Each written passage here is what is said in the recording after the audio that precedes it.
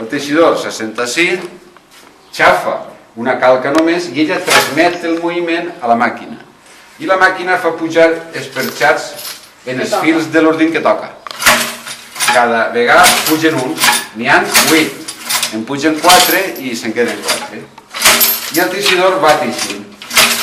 La llançadora passa i si és el negre o és el roig. Entonces, què passa? Que la tela en realitat és a quadres, és en dos cares. On així està el roig, darrere està el negre, i on així està el negre, darrere està el roig. Entonces apareix una tela en dibuixos geomètrics, però no es poden fer els dibuixos del jacquard, dels espolins que tenen que ser flors o carles.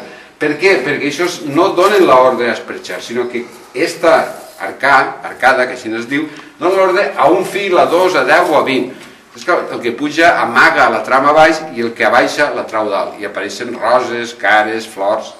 Però que això és el pre-jacquard, és la màquina anterior a jacquard, anterior a 1805.